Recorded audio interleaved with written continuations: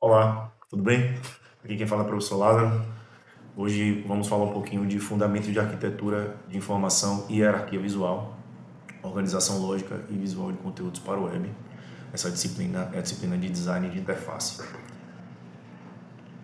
Bom, o objetivo dessa aula é capacitar o estudante a projetar interfaces onde a informação é organizada de forma inteligível, permitindo que o usuário navegue e encontre o que precisa com o menor esforço cognitivo possível. Hoje a gente vai aprofundar um pouquinho o que a gente viu na aula passada, com exemplos visuais, né, geométricos, inclusive. Vou falar um pouquinho da questão das cores, enfim. Vamos dar uma aprofundada nesse oceano aí do design de interface, certo? Então, vamos falar um pouquinho da arquitetura de informação, organização de tópicos e funções com card sorting, que é uma técnica centrada no usuário, padrões de navegação, menus, breadcrumbs e barra de pesquisa para orientação eficiente, hierarquia visual, grids, alinhamento, cores e tipografia para priorizar o conteúdo.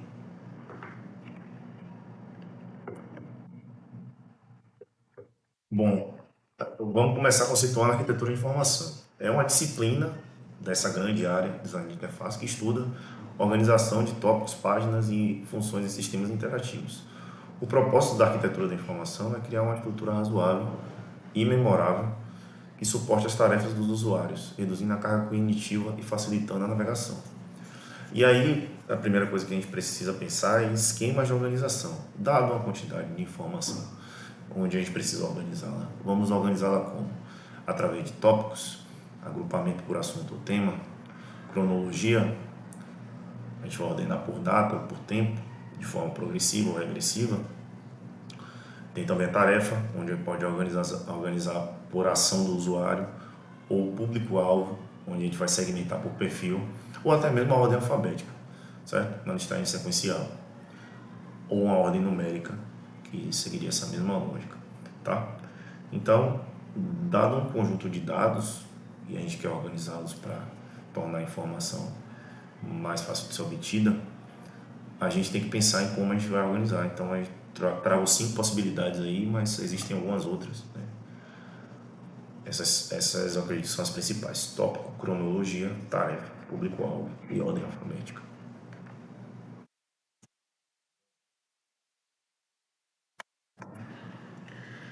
Vamos falar um pouquinho do card sorting. Card sorting é uma técnica de coleta de dados onde os usuários agrupam cartões com amostras de conteúdo conforme sua similaridade, revelando modelos mentais reais. Então, como você pode ver na imagem ao lado, você tem algumas características, né, que podem ser descritas através de cartões de palavras no card sorting, tá?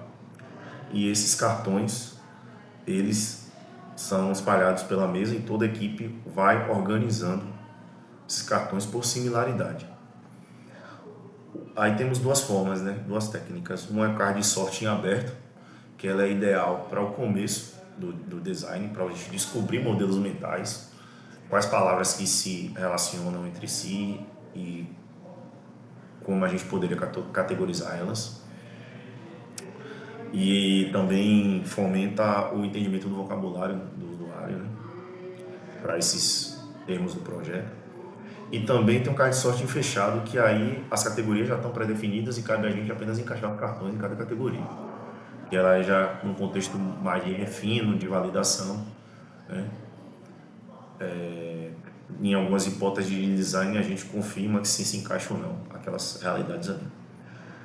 Mas de maneira geral, o benefício principal do uso do card sorting é o quê? É ajudar a determinar a estrutura de menus e índices de navegação de forma centrada no usuário, garantindo que a organização faça sentido para quem realmente usa o sistema. Então, se a gente não tem uma certeza ainda como a gente vai organizar menus e índices de navegação, a gente utilizar o card sorting facilita bastante a nossa vida, certo?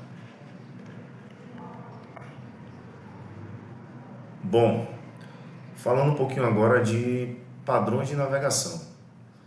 A gente tem os menus. O que é que são os menus, né?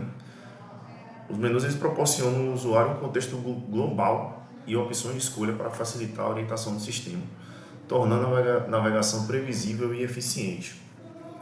Então, todo sistema, quando ele é concebido, deve ser pensado sobre a perspectiva do menu. Como vai ser esse menu? E o como é para além de onde ele estará disposto visualmente na tela. Se vai ser na lateral, se vai ser em cima, enfim. Mas também como as informações, os submenus serão apresentados. Existem diversas formas, né? E aí uma dica de design é opte por menus largos e rasos em vez de estruturas estreitas e profundas. Isso já é um caminho que isso facilita a visualização de todas as opções disponíveis de uma só vez. Às vezes o usuário, no primeiro acesso, ele não quer já sair clicando em uma opção específica. Ele quer navegar pelo menu para saber todas as opções disponíveis que ele tem naquela aplicação, certo? Então o menu largo e raso ele fornece uma experiência melhor nesse sentido. E temos aí algumas opções de padrões de navegação para o menu, como o drop-down, o pop-up, a barra lateral e o mega menu.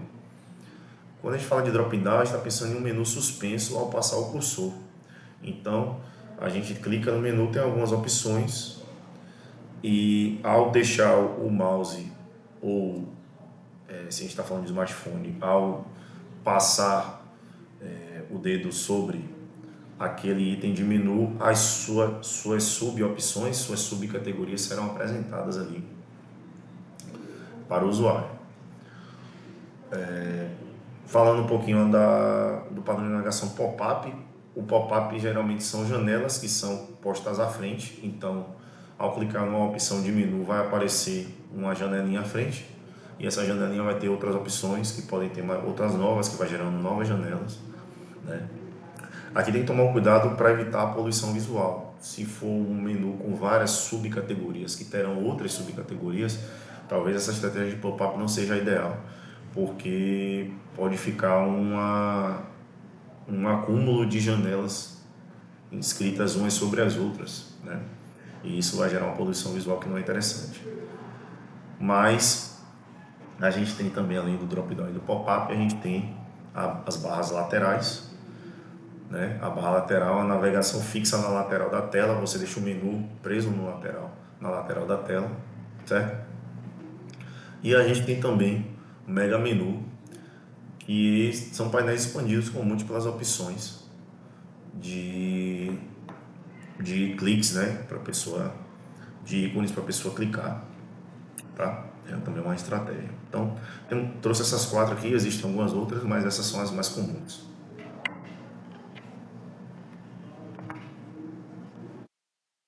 Bom, outras técnicas que também são muito utilizadas, e aí pensando num contexto onde a gente tenha um menu com muitas opções e essas opções levando a subcategorias e tal, então algumas técnicas. Primeiro, a breadcrumbs, que é também conhecido como caminho de migalhas, que ela mostra o caminho hierárquico percorrido até a página atual, permitindo que o usuário saiba exatamente onde está dentro da estrutura do site e volte a níveis anteriores com facilidade, aqueles caminhos que, por exemplo, o sistema operacional ele nos fornece, né?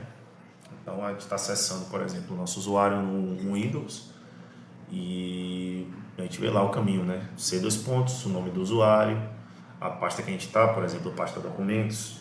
Dentro dessa pasta documentos vai ter outras subpastas. Você consegue, ao clicar na barra de endereço lá, você consegue ver todo o caminho e navegar de maneira bem fluida por toda a estrutura, né? No site a gente tem como fazer isso também, né? Só a gente deixar os links prontos para tal. E observem que essa estrutura hierárquica ela é similar a uma árvore, né? Onde você tem a raiz, que é a página inicial, e da raiz você tem as ramificações, né?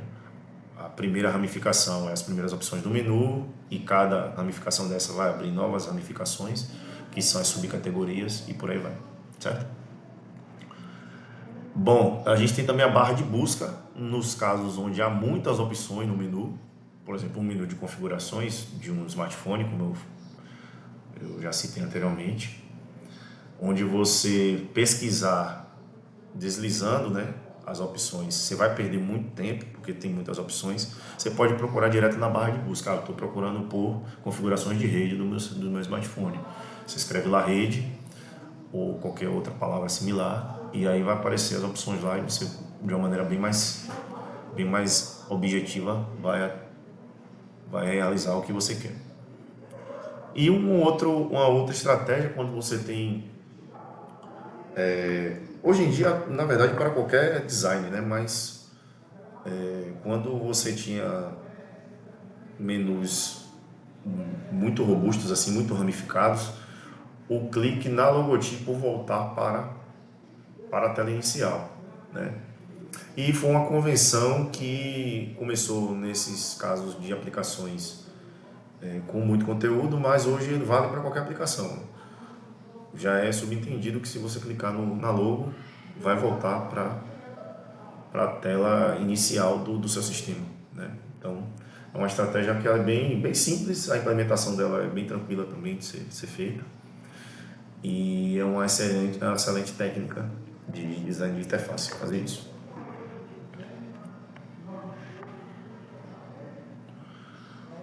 Bom, falando um pouquinho agora da hierarquia visual, né? Layout e grids. Como a gente vai dispor espacialmente nossos elementos na nossa tela. O grid é o que? O uso de traçados verticais e horizontais que ajuda a distribuir o conteúdo de forma balanceada e proporcional na tela, criando ritmo visual e consistência entre as páginas. Então imagine a tela do dispositivo que você vai ofertar seu produto, né? Quebrada em linhas e colunas.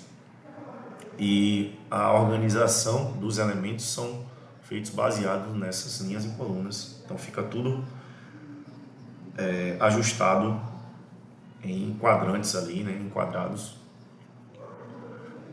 É uma técnica interessante para alguns tipos de aplicação. Uma outra técnica é o alinhamento, né? Alinhar elementos é fundamental e aí o grid até ajuda nisso.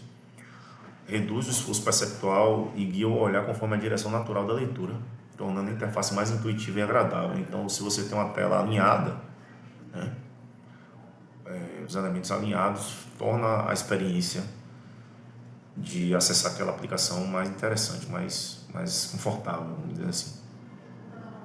E a gente tem também o agrupamento, que são itens relacionados que devem estar próximos fisicamente para indicar que pertencem à mesma classe. E aí a gente está falando do princípio da proximidade da Gestalt aplicada ao design de interfaces. Tá?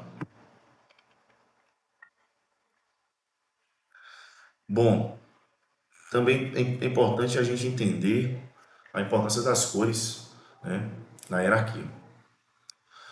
Cores são úteis para categorizar informações, a gente sabe disso, né? Dar um destaque, indicar tipo diferente de dados e criar associações visuais imediatas que o usuário aprende rapidamente. Então, aquela questão que vimos na aula passada, né, da necessidade de explicar a tela, saber usar as cores corretamente, ajuda muito nisso, de você não precisar explicar o que foi desenvolvido. Aí temos a psicologia das cores, onde a gente tem as cores quentes, que geram impacto e alerta, e a gente tem também as cores frias, né, que transmitem calma e confiança. A gente já ouviu falar, provavelmente, já deve ter ouvido falar sobre isso. E essa escolha deve refletir o tom da interface. Então, a limitação que é recomendada que é não usar mais do que 4 a 7 cores para a tela para evitar distração e sobrecarga da memória de trabalho do usuário. Tá?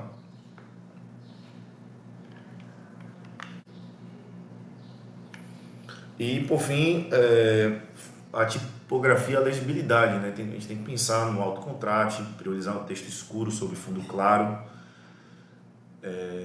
para garantir a máxima legibilidade em diferentes condições de iluminação, questão de acessibilidade também, pessoas com baixa visão, né?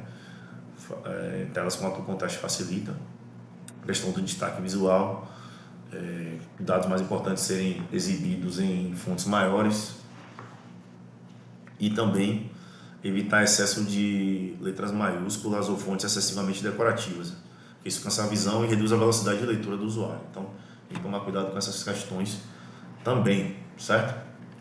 Então é isso, gente. Eu espero que vocês tenham gostado da aula de hoje e até a próxima.